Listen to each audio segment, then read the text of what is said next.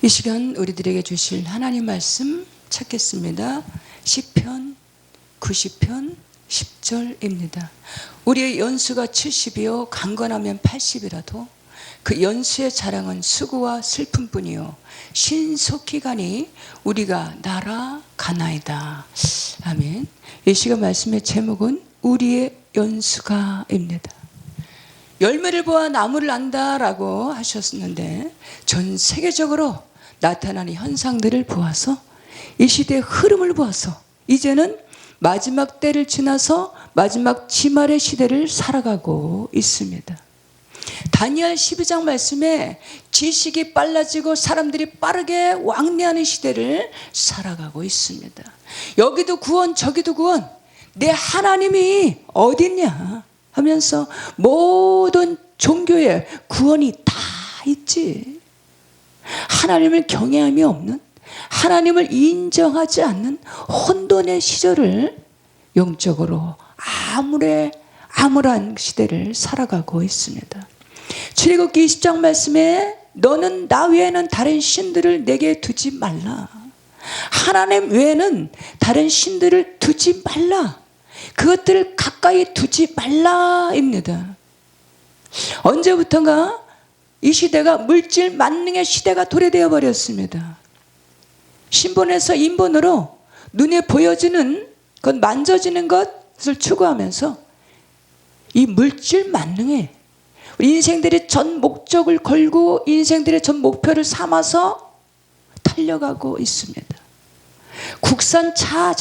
국산 자동차보다 값비싼 외제차를 선호하고 메이커보다 더 좋은 거 명품을 선호하고 좀 더 넓은 집, 좀 더 편리한 집, 좀 더 멋진 집을 선호하면서 마치 이 세상에서 영원토록 살 것처럼 영구적인 삶을 살 것처럼 그렇게 지식이 빨라지고 사람들이 빠르게 왕래하는 시대를 살아가고 있습니다. 출애굽기 20장 말씀에 안식일을 기억하여 거룩하게 지키라. 그처럼 뜨거웠던 예배가 점점점 식어져 가고 있습니다. 데살로니가전서 5장 말씀에 쉬지 말고 기도하라. 쉬지 않고 기도하는 그 기도의 소리가 작아져서 점점점 희미해져 가고 있습니다. 사도행전 16장 말씀에 주 예수를 믿으라 그리하면 너와 내 가정이 구원을 얻으리라. 영혼 구원의 그 전도로 그처럼 뜨거웠던 전도의 거리가 한산해지고 적막해져 버렸습니다. 히브리서 13장 말씀에 예수 그리스도는 어제나 오늘이나 영원토록 동일하시니라. 혹여 우리 자신은 언제부턴가 이 세상에서 영원토록 살 것처럼 영구적으로 살 것처럼 영원토록 살 것처럼 안주하면서 살아가고 있는 건 아닌지 이 시간 우리 자신을 돌아보았으면 참 좋겠습니다. 베드로전서 1장 말씀에 그러므로 모든 육체는 풀과 같고 그 모든 영광은 풀의 꽃과 같으니 꽃은 마르고 꽃은 떨어지되 오직 주의 말씀은 세세토록 있도다 하였으니 너에게 전한 복음이 곧 이 말씀이니라. 육체는 풀과 같고 그 모든 영광은 풀의 꽃과 같다라는 것입니다.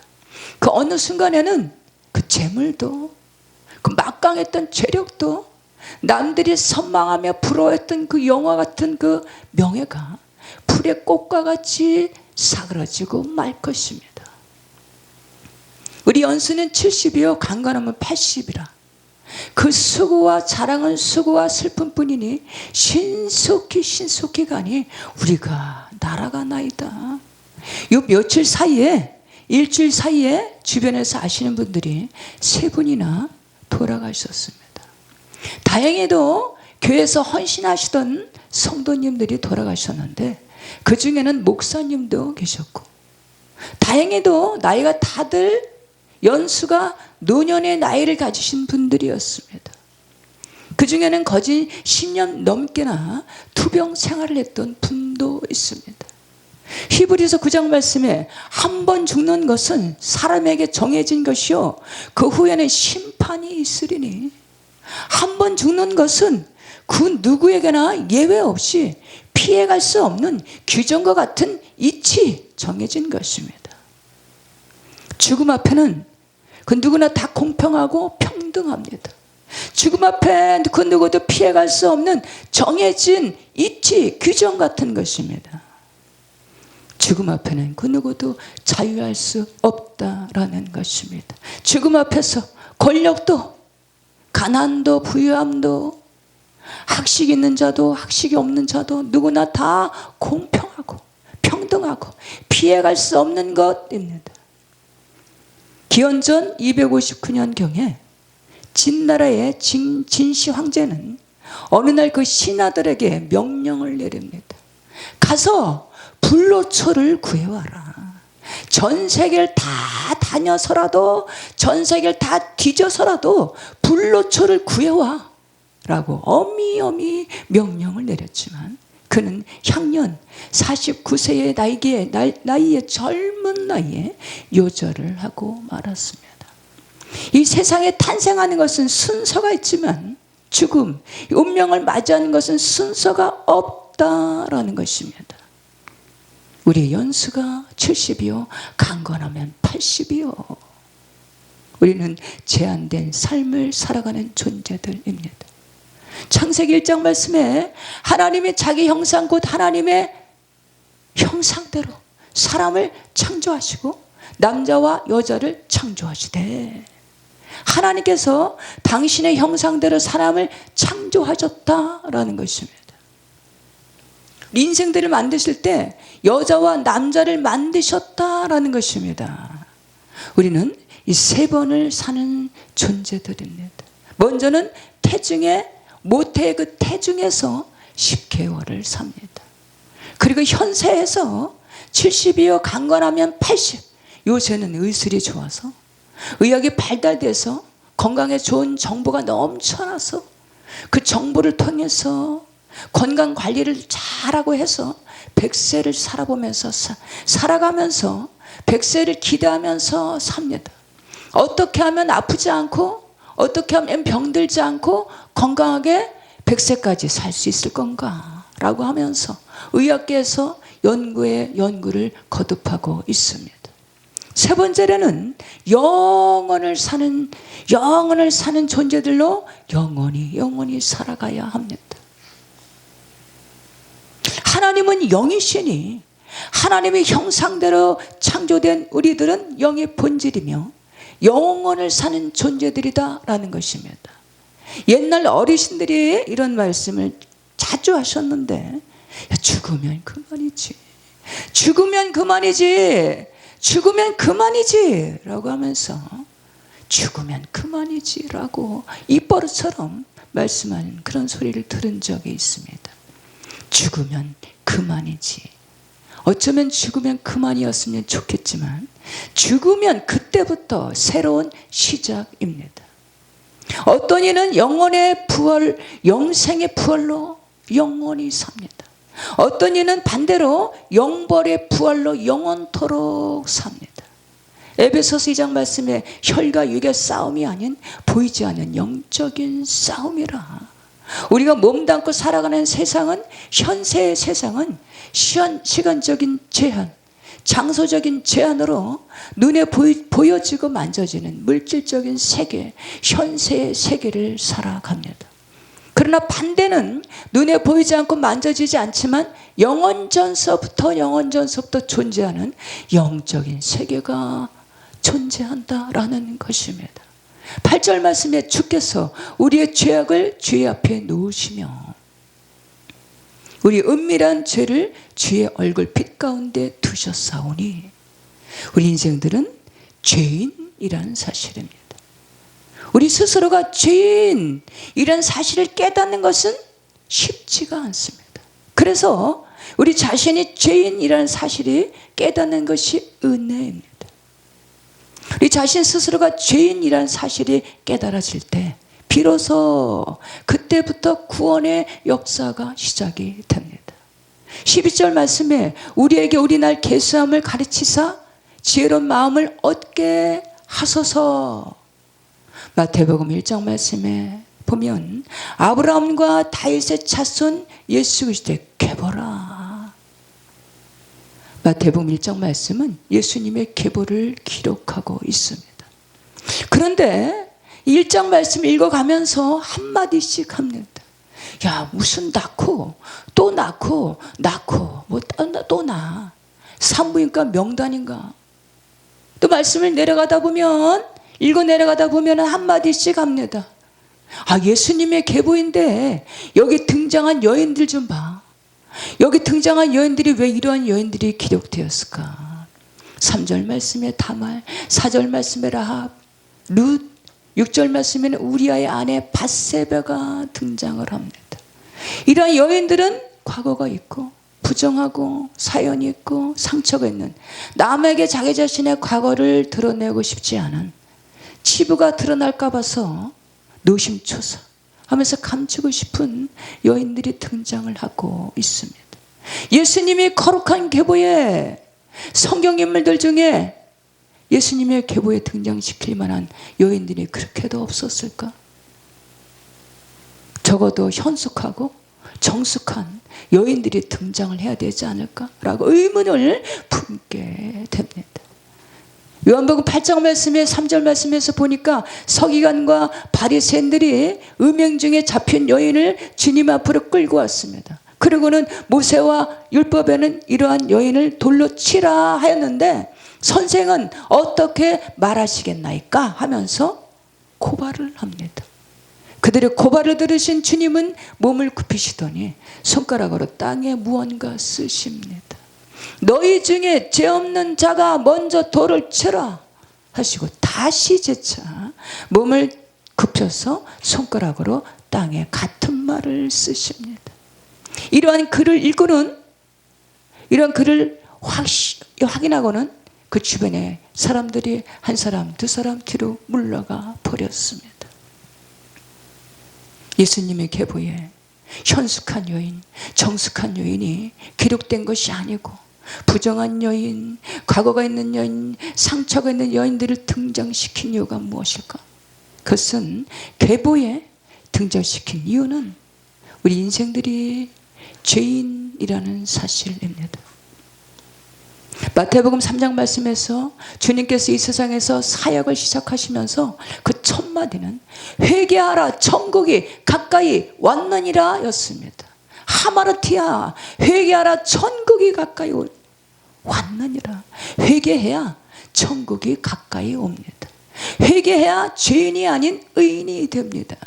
회개해야 죽은 영혼이, 죄론에서 잠들어 있는 영혼이, 죽은 영혼이, 그 영혼이 소생케 됩니다.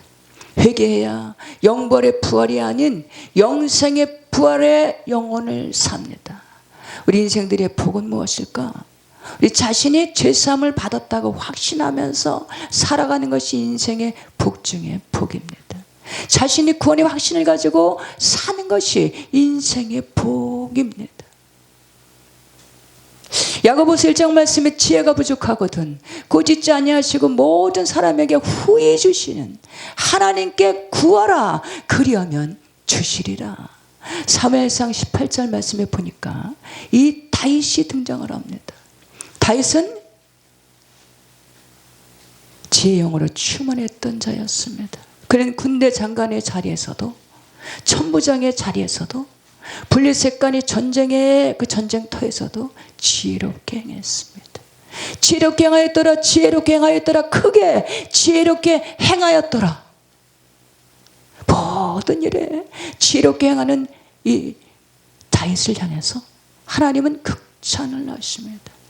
사도행전 13장 말씀, 너는 내 마음에 합한 자야, 내 뜻을 다 이루리라.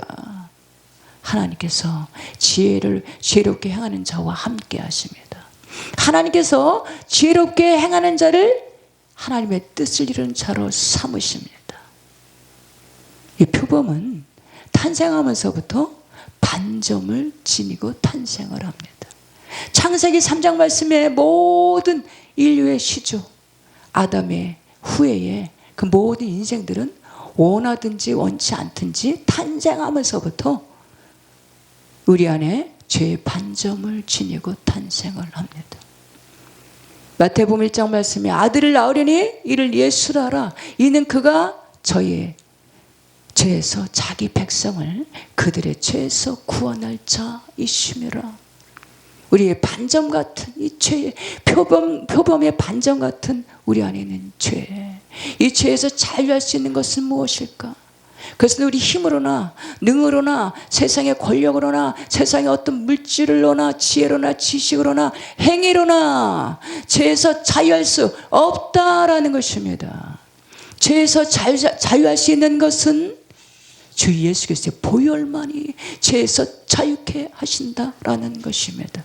죄에서 자유를 얻게 함은 주님의 보혈, 주의 보혈, 날마다 나에게 찬송 주님, 참 놀라운 능력이로다.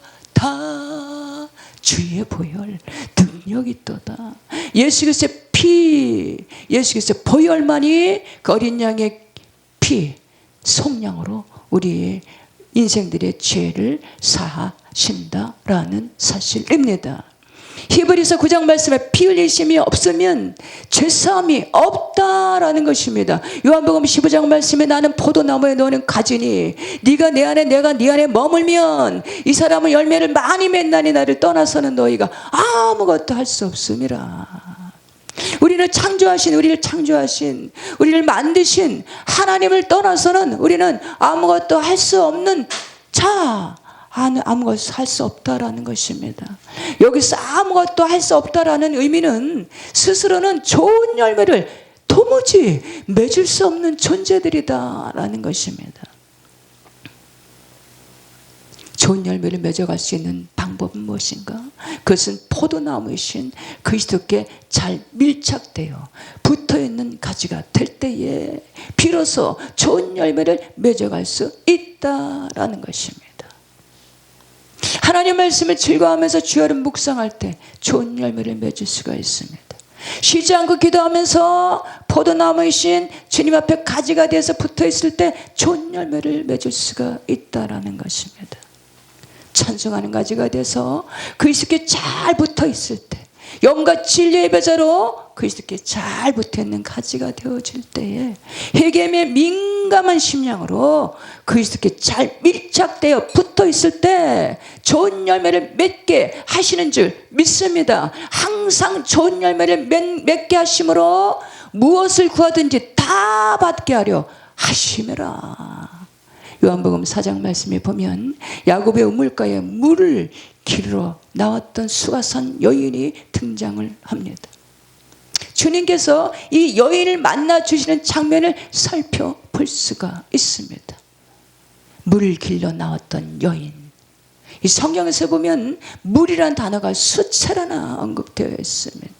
성경 말씀에서 물이란 의미는 생명, 변화, 성장, 성숙, 말씀을 상징합니다. 어느 날 물고기가 물이 싫어서 물가에서 나와서 육지를 향해서 나아갑니다. 물이 필요 없어 하고 나왔지만 얼마 못 가서 쨍쨍 내리뜨는 태양에 햇빛이 말라 죽어갑니다. 요한복음 4장 말씀에 제6시에 야곱의 우물가에 물길로 나왔던 여인, 그 여인을 만나주시는 장면을 살펴볼 수가 있습니다. 이스라엘에서 제6시면 우리나라 시각으로 12시입니다. 정오의 날씨에 그 나라는 40도, 45도를 육박한다고 합니다. 그 무더운 날씨에 여인이 우물가에 물을 길러 나왔다라는 것입니다. 그 나라는 12시에서 3시 사이에는 바깥 출입을 하지 않는다라고 합니다. 너무 더우니까 외출을 하지 않고 너무 더워서 그 시각에는 집안에서 집안일을 한다거나 아니면 낮잠을 잔다라고 합니다. 그런데 그 시각에 물을 길러 나온 여인은 그러나 아무도 만나고 싶지 않은 것입니다. 주변에 누가 나를 알아볼까 봐 그 시간대를 사람들의 이목을 피해서 그 시간대를 일부러 찾아 나온 여인입니다. 그런데 주님이 그 여인을 만나주시는 장면을 살펴볼 수가 있습니다. 물길로 나왔던 여인에게 주님은 말을 건넵니다. 나에게 물을 좀 달라. 10절 말씀에서 보니까 내가 물을 달라 하는 이가 누구인 줄 알았더라면 그에게 구하였을 것이요 그가 내게 생수를 주었으리라. 13절 말씀에 예수께서 대답하시되 이 물을 마시는 자마다 다시 목마르려니와 내가 주는 물을 마시는 자는 영원히 목마르지 아니하리니 내가 주는 물은 그 속에서 영생하도록 솟아나는 샘물이 되리라. 우리 인생들은 영이 본질인 우리 인생들은 주님께서 주시는 생수가 필요한 존재들입니다. 주 예수 그리스도께서 베푸시는 생수를 마실 때 참 만족, 참 기쁨, 참 소망으로 영원히 목마르지 않은 심령으로 새롭게 하시는 줄 믿습니다. 제6시에 우물가에 물을 길러 나왔던 여인, 주변의 이목을 피해서 우물가에 물을 몰래 물 길러 나왔던 여인을 주님은 만나주시는 것을 볼 수가 있습니다. 주님은 이 목마른 자를 찾아오십니다. 외로운 자를 찾아오십니다. 심령이 가난한 자를 찾아오십니다. 사연 많은 여인을, 사연 많은 심령들을 찾아오십니다. 주님은 죄 많은 심령들을 찾아오십니다. 그리고 자신이 죄인이라고 고백하는 자를 불쌍히 여기십니다. 내 자신이 죄인이라는 사실을 깨닫는 심령을 새롭게 하십니다. 그리고 생수를 구하는 자에게 영원히 목마르지 않은 생수를 공급하여 주시는 줄 믿습니다. 나는 포도나무에 너는 가지니 내가 네가 내 안에 있으면 이 사람은 열매를 많이 맺느니 나를 떠나서는 너희가 아무것도 할 수 없음이라. 포도나무에 그리스도께 잘 밀착되어 붙어있는 가지가 될 때에 이 포도나무에서 나오는 수액, 영적인 수액으로 영원히 목마르지 않은 생수를 공급해 주심으로 인해서 우리 영혼이 만족해 하소 우리의 즐겁고 기쁘게 하시고 열매 맺는 심령으로 승리케 하시는 줄 믿습니다. 본문 말씀을 읽고 마치겠습니다. 우리의 연수가 70이요 강건하면 80이라도 그 연수의 자랑은 수고와 슬픔뿐이요 신속히 가니 우리가 날아가나이다. 아멘. 감사합니다.